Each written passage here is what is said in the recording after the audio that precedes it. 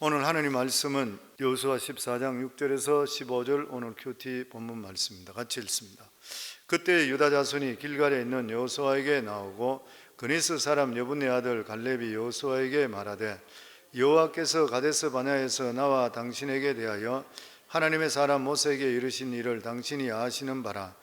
내 나이 40세에 여호와의 종 모세가 가데스 바냐에서 나를 보내어 이 땅을 정탐하게 하였으므로 내가 성실한 마음으로 그에게 보고하였고 나와 함께 올라갔던 내 형제들은 백성의 간담을 놓게 하였으나 나는 내 하나님 여호와께 충성하였으므로 그날에 모세가 맹세하여 이르되 내가 내 하나님 여호와께 충성하였은즉 내 발로 밟는 땅은 영원히 너와 내 자손의 기업이 되리라 하였나이다.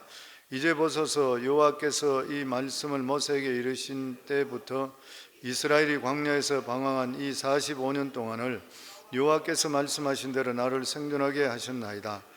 오늘 내가 85세로 모세가 나를 보내던 날과 같이 오늘도 내가 여전히 강건하니 내 힘이 그때나 지금이나 같아서 사업이나 출입에 감당할 수 있으니 그날에 여호와께서 말씀하신 이 산지를 지금 내게 주소서. 당신도 그날에 들으셨거니와 그곳에는 아낙 사람이 있고 그 성읍들은 크고 견고할지라도 여호와께서 나와 함께 하시면 내가 여호와께서 말씀하신 대로 그들을 쫓아내리이다 하니 여호수아가 여분네 아들 갈렙을 위하여 축복하고 헤브론을 그에게 주어 기업을 삼게 하며 헤브론이 그니스 사람 여분네의 아들 갈렙의 기업이 되어 오늘까지 이르렀으니 이는 그가 이스라엘의 하나님 여호와를 온전히 쫓았습니다. 헤브론의 옛 이름은 기랏 아르바라. 아르바는 아낙 사람 가운데서 가장 큰 사람이었더라. 그리고 그 땅에 전쟁이 그쳤더라. 아멘. 우리 교회에 태어난 어린아이들 아들 중에 갈렙이라는 이름이 많습니다. 제가 갈렙을 너무 좋아해서 그동안에 설교할 때 갈렙에 대한 설교를 많이 해서 그런지 우리 성도님들 아들을 태어나게 할 때 갈렙이라는 이름 짓는 그런 경우들이 많은 것 같아요. 오늘 이번에도 우리 림건 집사 가정에 아기가 또 아들인데 태어나는데 이번에 와서 이야기가 목사님 우리 아기 이름이 갈렙이라고 그렇게 지었다 그랬습니다. 정말 갈렙은 우리가 믿음으로 본받을 만한 그러한 믿음의 선진입니다. 그니스 사람이라고 했으니까 갈렙은 본래 이방족 속 에돔족 속에 속해졌던 그러한 사람이라 그렇게 추정하고 있습니다. 그런데 에돔에 있던 사람이 어떻게 해서 유다의 최대 지파의 족장이 되었는 것인가? 정말 신비한 그러한 일인 것이죠. 그래서 이스라엘 아마 이 에돔도 애굽에 종속되어 있던 그러한 땅이었으니까 애굽에서 에돔 쪽에 그 길을 자기들이 점령했을 때 포로로든지 종으로 잡혀갔던 그러한 민족, 그러한 족속 중에 한 사람일 것이라 그렇게 예상을 하고 있죠. 그래서 애굽에서 이스라엘 백성들이 430년 동안 종살이하고 있다가 그리고 나서 출애굽할 때에 성경에 보면 중단 잡종들도 같이 따라 나왔다 했을 때 그 중단 잡족 중에 한 사람이 바로 갈렙이라 그렇게 생각하면 될 것 같습니다. 그런데 그 중단 잡족 중에서도 여호와 신앙을 받아들였던 것이에요. 하나님을 받아들이고 정말 신실하게 열심으로 잘 믿었기 때문에 76,400명, 그러니까 장정만 76,400명 되는 유다가 가장 컸잖아요. 굉장한 그 족속 중에서 거기서 대표로 뽑아서 가나안 땅을 12정탐꾼으로 뽑을 때에 유다를 대표해서 갔던 그런 사람이 바로 갈렙인 것입니다. 대단한 일인 것이죠. 그러니까 이 갈렙은 믿음을 통해서 신분을 뛰어넘었던 사람입니다. 신분을 뛰어넘은 것이에요. 그러니까 이런 것들을 우리가 보면서 내가 지금 돈이 없고 내가 배운 것이 없고 남이 사람이 알아주지 않고 이것 때문에 나는 안 돼, 이거는 말이 안 되는 이야기인 것이죠.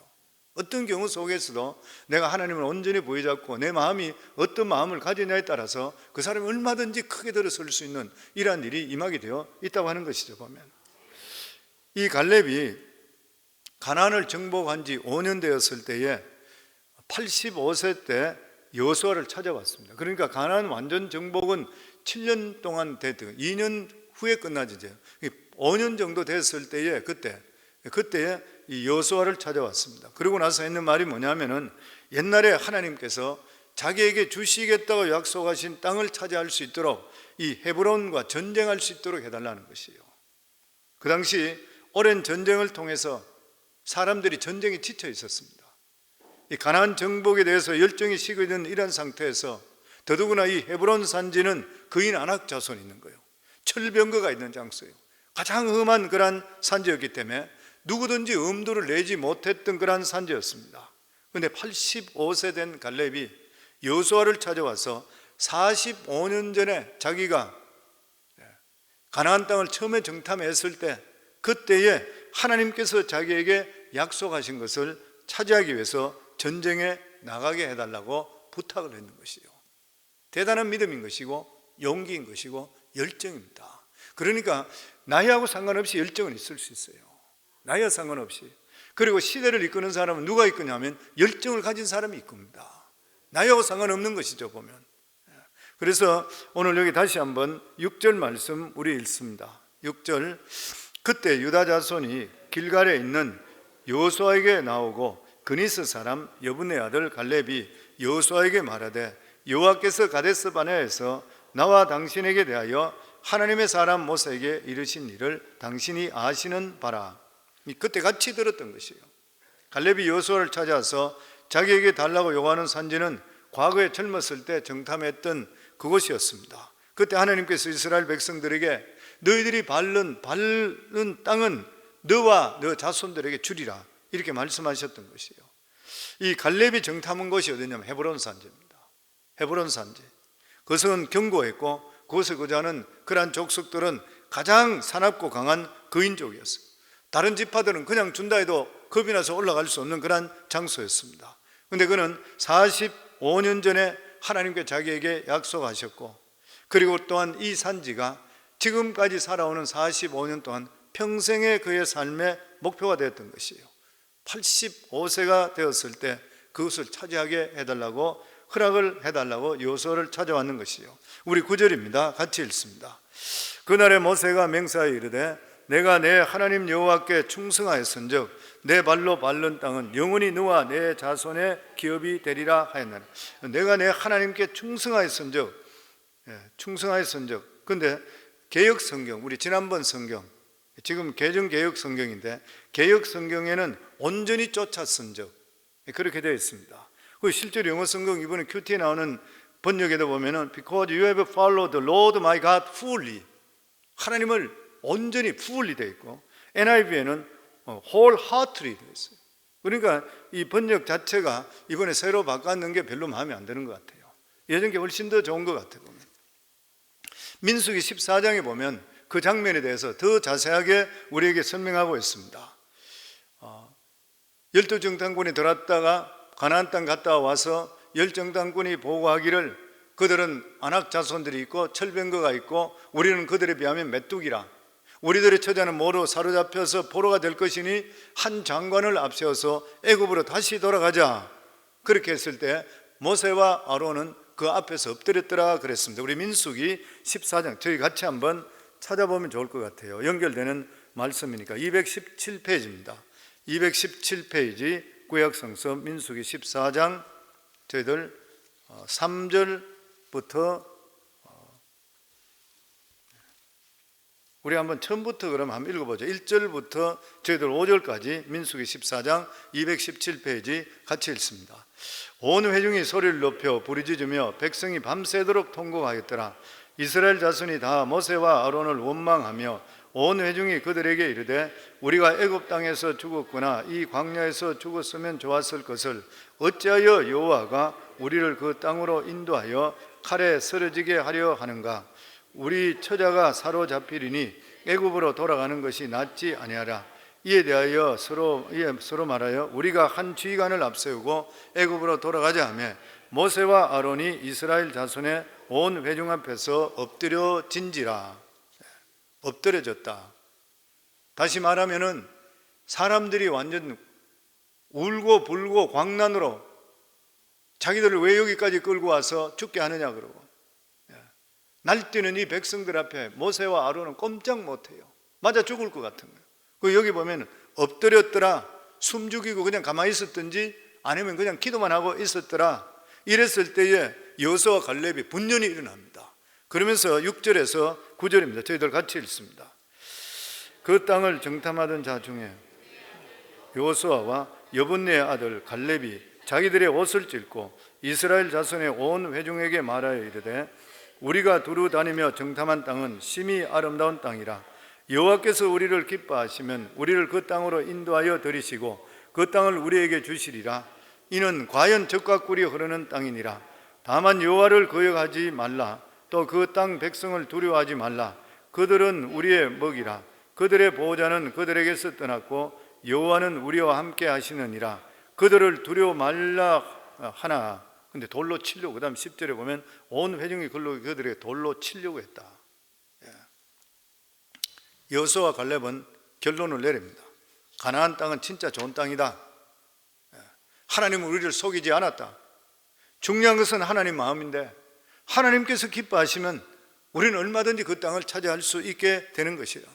왜냐하면 전쟁은 하나님께 속해져 있기 때문이라. 그 당시 전쟁은 신의 전쟁이라 그렇게 믿었습니다. 그런데 그들이 믿고 있던 그러한 신은 이미 여호와 하나님을 통해서 떠나버리고 없다. 그들의 신은 이미 떠나버리고 없는 것이라. 우리의 보호자는 만군의 주 여호와 하나님이시라. 그렇기 때문에 그들은 그냥 버려놨기 때문에 우리의 먹이라, 다시 말하면 우리의 밥이라. 그전 성경에는 우리의 밥이라. 밥상을 차려 넣었으면 먹으면 되지 않냐? 왜 겁을 내는, 왜 두려워하는 것인가? 그리고 나서 하나님께서는 이 두 사람의 고백을 들으시고, 그리고 나머지 10명 부정적으로 보고했던 10명들은 다 죽여버리고, 그리고 나서 이들에게 축복을 합니다. 민수기 14장 24절에 보면 그러나 내 종 갈렙은 그 마음이 그들과 달라서 나를 온전히 쫓았은즉 그가 갔던 땅으로 내가 그를 인도하여 드리리니 그의 자손이 그 땅을 차지하리라. 하나님 이 말씀 주신 거예요. 이걸 45년 동안 그 말씀 보여잡았습니다. 하나님께 주시는 말씀인 거예요. 내가 이렇게 고백하고 내가 이렇게 믿었더니만 하나님께서 나를 기뻐하셔서 내 종 갈렙은 그 마음이 그들과 달라서 나를 온전히 따랐은즉 그가 갔던 땅으로 내가 그를 인도하여 드리리니 그의 자손이 그 땅을 차지하리라. 갈렙은 그들과 마음이 달랐다는 것이요. 갈렙에 있는 게 뭐예요? 오직 하나님에 대한 믿음입니다. 사도 바울은 로마서에도 로마서 1장 17절에 보면 오직 의인은 믿음으로 말미암아 살리라. 믿음이란 무엇인 것이요? 세상 딴 거 의지하지 않겠다는 것이요. 천지를 창조하시고 우주를 운행하시는 하나님만 믿겠다고 고백하는 것이 믿음인 것이요. 그리고 하나님께서 하나님의 자녀로서 예수 그리스도로 말미암아 핏값으로 사신 우리들 모두 나를 하나님 자녀 삼아 주었기 때문에 하나님께서 우리를 사랑한다는 것을 믿는 것이 믿음인 것이요. 그러니까 하나님께서 우리를 사랑한다고 생각하게 된다면 우리 삶 속의 모든 일에 대해서 하나님의 뜻이 있다는 것을 믿는 것이 믿음인 것이요. 아멘. 그렇기 때문에 우리 인생에 살아가는 삶 속에 꼭 좋은 일만 일어나는 것은 결코 아닌 것이요. 정확하게 말하면 나의 기준으로 좋은 일만 생기는 것은 아니라는 것이요. 내 생각대로 좋은 일만 생기는 게 아닌 것이요.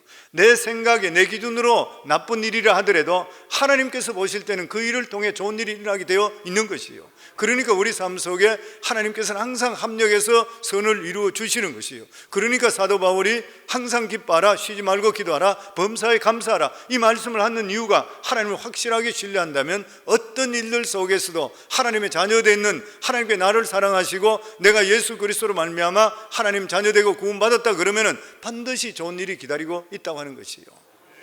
아멘. 이걸 확실하게 신뢰할 수가 있으셔야 되는 것이요. 지금 현재 내 눈앞에 좋은 일이 아니다 하더라도 내가 볼 때는 그랬는데 하나님께서는 다른 일을 일으키고 있다는 것을 믿으셔야 되고 그것을 통해 하나님께 영광 돌릴 수 있기를 주 이름으로 축원합니다. 그래서 믿는 자들에게는 모든 일에 우연이 없습니다. 절대로 우연이 없죠. 그동안에 고통이 따릅니다. 힘든 일이 따르죠. 어려울 때는. 그런 말이 있잖아요. 하나님께서 무능하시면 우연이 있을 수 있겠지만 하나님은 전지전능하신 분이라. 모든 것을 다 아시는 하나님이에요. 하나님 안에서는 절대로 우연이 없는 것이에요. 모든 것들이 필연인 것이에요. 그리고 하나님께서는 합력해서 우리에게 선을 이루어 주시는 것이에요. 그래서 우리가 믿음이 강하면 강해질수록 세상에 사는 힘도 강해지게 되어 있는 것입니다.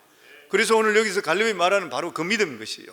그리고 우리 여호수아 14장 7절에서 8절에 보면 내 나이 40세에 여호와의 종 모세가 가데스 바네아에서 나를 보내어 이 땅을 정탐하게 하였으므로 내가 성실한 마음으로 그에게 보고하였고 나와 함께 올라갔던 내 형제들은 백성의 간담을 놓게 하였으나 나는 내 하나님 여호와께 충성하였으므로, 여기 보면 자기가 받는 것을 그대로 보고 다른 사람들도 그대로 봤는데 이 여호수아와 갈렙이 보고한 것은 성실한 마음으로, 상실한 마음.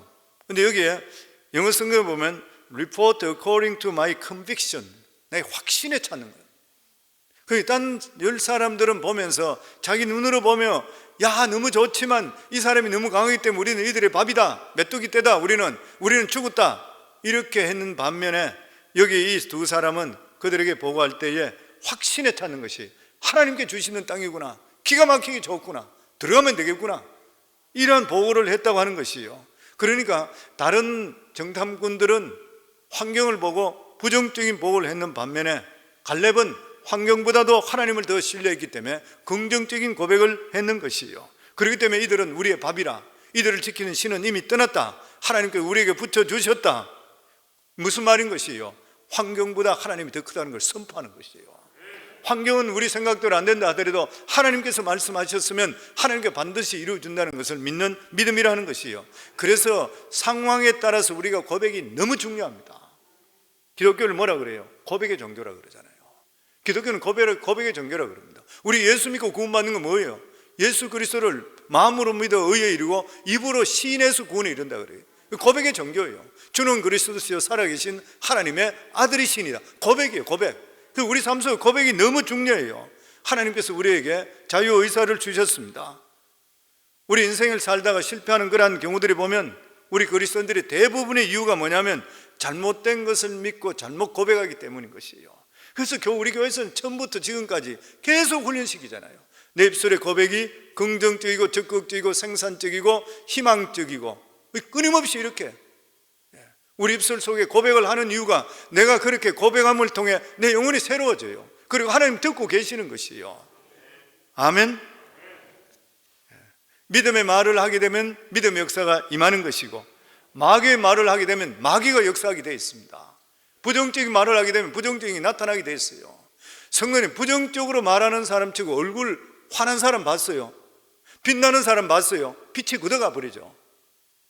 환경이 아무리 어렵더라도 내가 하나님을 의지하는 마음속에 기쁘게 내가 긍정적으로 바뀌게 되면 내 영혼이 살아나기 때문에 얼굴이 바뀌어요. 왜냐하면 하나님께 가까이 다가가면 다가갈수록 우리의 인상은 바뀌게 되어 있습니다. 잠언 6장 2절에 보면 내 입의 말로 내가 얽혔으며 내 입의 말로 인하여 잡히게 되었느니라. 틀림없는 말씀이잖아요. 네 입에 대해 말이 너를 얽혀 맺고 네 입의 말로 인해서 너는 잡혀 있다는 거예요. 무슨 말을 하든 이거 잡히는 거예요. 믿음에 충만한 말, 성령 충만한 말을 하면 성공을 가져다 줘요. 부정적인 말, 의심하는 말로 충만하게 되면 반드시 실패가 따라오게 되어 있는 것이에요. 이 우주에서 가장 강력한 것이 말이라 그러잖아요. 아무리 환경이 어렵다 하더라도 내 입술로 고백하는 순간부터 변화되기 시작하는 것이에요. 예전에도 말씀드렸지만 조엘 오스틴 목사님 미국의 제일 큰 교리적으로는 문제가 있지만 어쨌든 믿음 있는 사람이니까 교리적으로 문제 있다 하더라도 그 어머님 암에 걸려서 의사가 이제는 얼마 2주 얼마 못 산다 그러면서 장례식 준비하라고 했을 때 이 어머니가 그때부터 그 말을 듣고 병원 퇴원해서 계속적으로 입으로 하나님을 찬양하고 그리고 성경의 병고침의 역사가 되는 그러한 성경 말씀을 읽으면서 그것을 계속적으로 외우고 입으로 선포하기 시작했다 그러죠. 하루 종일 그냥 그러면서 찬양하고 막 그렇게 기뻐하니까 아들이 딱 어머니 지금 몸이 너무 그한데 왜 그러고 있으세요? 그러니까 나는 내 하나님 말씀으로 너무 충만하다, 나는 너무 기쁘다, 그냥 계속적으로 고백하는 거예요. 그러고 나서 몇 달 지나면서부터 어머니가 몸이 회복되기 시작했고 그리고 그때 책을 적을 때가 20년이 지났는데 지금까지도 멀쩡하게 너무 건강하다 그래요. 하나님 살려주시죠. 왜냐하면 뭐가 살려주냐면 믿음이 살려주시고 하나님의 약속의 말씀을 부여잡게 될 때에 내 속에 내 영혼이 기뻐야 되니까 모든 것들이 다 통제되게 되어 있는 것이에요 보면. 아멘. 그래서 항상 평생을 살아갈 때 입에다 파수꾼을 세우시고 그리고 믿음의 말 하시길 바라고 옳은 말 하는 것이 아니라 믿음의 말이라 그랬죠. 그리고 긍정적이고 적극적이고 환경은 무너진다 하더라도 하나님께 선한 일을 이루신다, 입술로 고백하기를 주 이름으로 축원합니다. 우리 한번 따라하시기 바랍니다. 내 입술의 고백이 긍정적이고 적극적이고 희망적이고 생산적이고 건설적인 고백을 하자. 아멘. 그러면 그 인생 반드시 회복되고 복받을 수 있고 가정이 행복해집니다. 그리고 민수기 여호수아 14장 우리 12절에 보면 저희들 같이 한번 읽습니다. 여호수아, 그날에 여호와께서 말씀하신 이 산지를 지금 내게 주소서. 당신도 그날에 들으셨거니와 그곳에는 아낙 사람이 있고 그 성읍들은 크고 견고할지라도 여호와께서 나와 함께 하시면 내가 여호와께서 말씀하신 대로 그들을 쫓아내리라 하니, 그는 하나님의 약속의 말씀을 믿었던 것입니다. 40년 광야의 갈렙은 이스라엘 백성들은 방황하고 헤매는 그러한 시간이었지만 이 갈렙은 하나님께서 반드시 언젠가는 허락하시면 약속의 땅에 들어갈 수 있다는 소망을 가지는 시간이었습니다. 같은 40년 광야길인데도 불구하고 사람들은 광야길에 살면서 거기서 그냥 죽어갔지만 이 갈렙에 대해서는 소망이 있었던 것이에요. 하나님께 약속했잖냐, 반드시 그것이 나에게 이루어질 것이라. 그래서 하나님의 말씀 없이 고생하는 사람은 그냥 고생하는 거예요. 소망이 없는 것이에요. 말씀을 붙든 사람과 말씀을 붙들지 않는 사람은 너무 차이가 납니다. 말씀이 없이 그냥 사는 것은 그냥 가다 가는 것이에요. 그냥 죽는 것이에요. 실컷 고생만 하다 죽는 것이에요. 그렇지만 하나님의 백성은 말씀을 붙들고 있는 사람은 고생은 하지만 약속 있는 고생이라면 언젠가는 자신이 정금같이 새롭게 변할 것이고 약속을 물려받은 사람은 반드시 소망 가운데 살아가게 되어 있는 것이에요, 보면. 그러면서 갈렙은 여호수아를 찾아가서 이 산지를 달라 그렇게 요구했습니다. 우리 노래 찬양도 많이 부르죠. 이 산지를 주소서. 헤브론 산지죠. 갈렙은 지위나 명예나 부나 이런 것을 요구한 것이 아니고 자기들의 조상의 무덤이 있는 것, 그리고 자기들이 믿는 성지, 그 장소, 바로 그것을 차지하는 자가 이스라엘의 복을 받는다는 것을 알고 있기 때문에 그는 딴 것들은 다 양보했다 하더라도 영적인 것만은 양보하지를 않았다고 하는 것이에요. 이것은 우리들에게 주시는 너무나도 귀한 그런 말씀입니다. 성도님들, 다른 것들은 다 양보해도 괜찮아요. 물질도 양보해도 괜찮아요. 하나님께 손 한번 들어주시면 한순간에 돼요. 저는 여기서 회계 업무로 사업을 오랫동안 했기 때문에 저는 많은 1세들, 교포들 얼마나 많은 분들을 많이 대했어요. 대하면서 받는 게 뭐냐면 미국에는 누구든지 간에 좋은 사업 하나만 잘만 시작하게 되면은 이민 왔는 거 10년, 20년 늦게 왔는 거 한순간에 따라잡을 수 있어요. 집도 한순간에 100만 불, 200만 불 살 수 있어요. 사업에 매달 수입이 정상적으로만 올라오게 되는 것 같으면 그냥 얼마든지 집 살 수 있잖아요. 여기는 얼마든지 될 수가 있는 것이에요. 그러니까 물질이 있는데 너무 연연하시면 안 돼요. 물질이 필요해요. 근데 돈 그러시면 안 돼요. 그러고 나면 돈에 몰두해 버리기 때문에 신앙을 잃어버려요. 신앙을 하나의 그냥 복 받는 것로만 생각해요. 그게 아니에요. 신앙은 하나님과 나 관계인 것이에요. 하나님께서 모든 걸 다 가지고 계시기 때문에 내가 하나님과 관계를 바로 믿게 될 때는 내 마음의 묵상까지 들어주시는 하나님이시고, 그리고 나에게 하나님께 더 귀하게 쓰임받기를 필요하다고 생각될 때는 하나님께서는 건강도 주시고 물질도 주시고 다 주시는 하나님이시요. 수도 없이 봤잖아요. 우리 교회에 수도 없이 그런 기적들이 일어났을 뿐만 아니라 사업적으로 일어나는 사람 수도 없이 많이 받는 것이요. 우리 삶 속에 가장 중요한 게 뭐냐면 영적으로, 믿음적으로 더할 수 있어야 돼요. 항상 누누이 말씀드리듯이 사업을 하든 직장을 갖든 뭐를 하든 이사를 가든 뭐를 하든 내가 신앙적으로 손해보는 짓은 하지 마셔야 돼요. 신앙적으로 손해보던 짓 하고 나면 나중에 회복할 길이 잘 없는 것이에요. 내가 신앙적으로 오히려 덕이 되고 내가 물질적으로는 손해보더라도 시간적으로 손해보더라도 내가 하나님께 다가갈 수 있는 더 길이 있다 이렇게 생각, 이 사업을 하면 내가 더 믿음적으로 더 갈 수 있어, 내가 이 직장을 가지면 더 할 수 있어, 이러면은 처음에 볼 때는 수입이 적어질 수 있을지 모르지만 5년 10년 지나고 나서는 딴 사람 따라갈 수 없습니다. 하나님 그리 만들어 주시는 것이에요, 보면. 아멘. 그래서 영적인 안목이 우리가 있어야 돼요. 이민 1세들이 미국에 와서 1960년도 70년도부터 이민 1세들이 들어오기 시작했잖아요. 여기 와서 고생하는 것이 무엇입니까? 잘 살기 위해서잖아요. 60년도 70년 한국 못 살았어요. 제가 미국 들어올 때만 하더라도 서울에도 자가용들이 그렇게 많지 않았을 때예요. 차들도 그렇게 많지 않을 때 그때 왔습니다.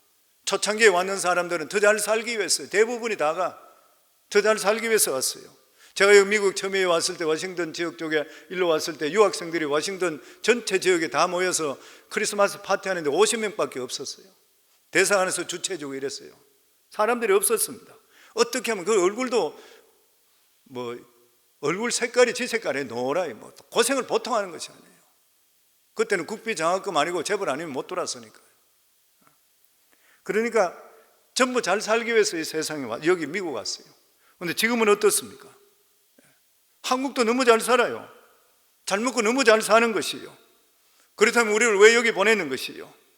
미국은 어떤 땅입니까? 약속의 땅이잖아요.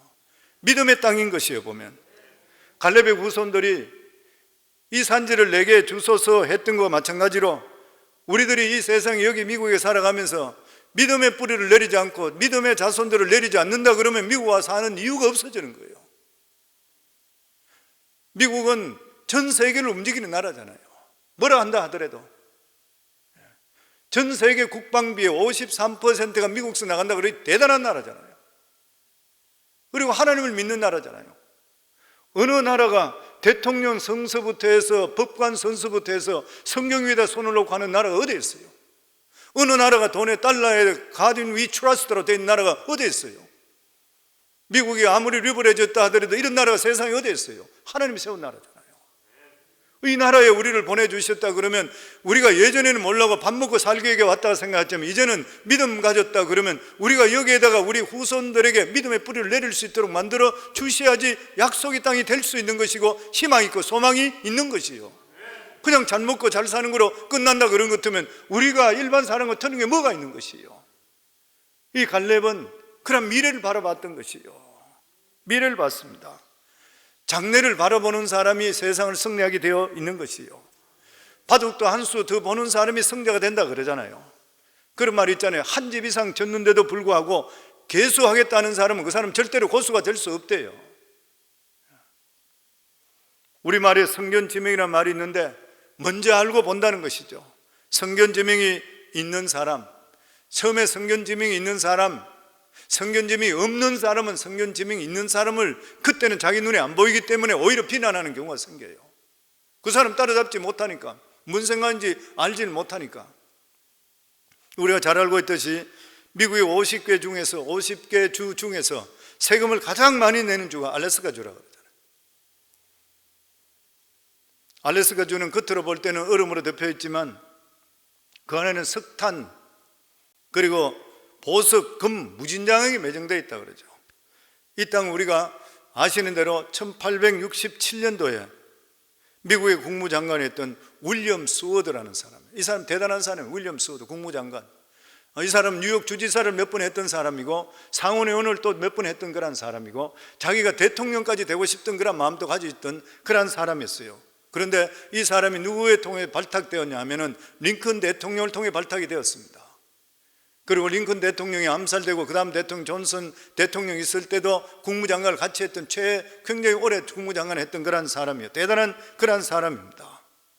이 사람이 그 당시에 소련이 경제적으로 어려워 있었던 그런 상태가 됐을 때에 알래스카 땅을 그들로부터 구입하는 것이에요. 720만 달러. 그때는 굉장한 돈이었을 것이죠. 720만 달러. 사람들이 얼어붙은 그 땅이 왜 필요하다고 사람들이 맹비난을 했다는 것이에요. 그때 이 윌리엄 스워드 이 국무장관이 그렇게 외쳤다 그래요. 나에 대한 평가는 100년 뒤에 알 것이라. 100년 뒤에 진짜 평가가 드러났습니다. 알래스카의 가치는 수조 원, 돈으로 따질 수 없을 정도 되어버렸어요. 이것을 처음에 구입하게 될 때 스워드의 바보짓이라 그랬다 그래요. 그런데 지금은 미국에서 뭐라 그래요? 모든 역사학자들이 전부 다가 역사상 최고의 거래라 그래요. 그때는 스투피 짓이라 했는 거예요. 최고의 거래였다. 반대로 러시아의 역사학자 알래스카의 이 조약을 보고 이야기하기를 러시아의 역사상 최고 멍청한 짓을 했대요. 땅을 팔아먹어 버렸는데 이게 얼마나 그래. 그러니까 사람 눈 가운데 앞만 바라보는 것은 육신의 눈이라 그래요. 어떤 이치를 바라보는 그런 눈을 보고 이치이안이라 그렇게 불러. 근데 하나님의 이 또 다른 하나의 눈은 하나님의 성령을 통해서 미래를 바라보는 영안이 있는 것이요. 영안입니다. 현실보다 다가올 영광의 내일을 바라볼 수 있는 이러한 영안에 대해서 우리 자신들이 투자할 수 있어야 되는 것이요. 이 갈렙은 전에도 한번 쭉 설교하며 이야기 드렸습니다마는 이 갈렙의 사위가 온니엘이잖아요. 자기 조카인데도 자기 사위가 됐던 온니엘, 자기 딸 악사가 있어요. 아주 절세 미녀였어요.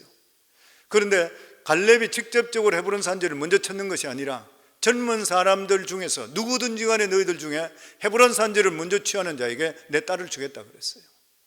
그러니까 그 중에서 일어났던 사람이 누구냐면 온니엘이에요. 조카예요. 온니엘이 일어나서 헤브론 산지를 쳐버렸어요. 그래서 이 온니엘이 갈렙의 딸을 취하게 됨을 통해 사위가 됩니다. 그리고 온니엘이 이스라엘의 여호수아 죽고 나서 첫 번째로 이스라엘 사사가 돼요. 그러니까 여호수아로 끝났던 것을 이 갈렙은 2인자로 있던 사람이 자기 사위와 딸을 통해서 이스라엘을 이끄는 영도자가 되어버렸습니다. 오늘도 우리가 이 세상에 승리할 수 있는 그런 방법은 이스라엘 백성들이 가나안 땅을 차지하는 것과 똑같아요. 우리 힘으로서는 이 세상 승리할 수가 없는 것이요. 눈에는 보이지 않지만 살아계신 하나님의 능력을 의지해야 되는 것이요. 그 비결은 두 가지입니다. 하나는 나 자신이 하나님 말씀을 믿는 것이요.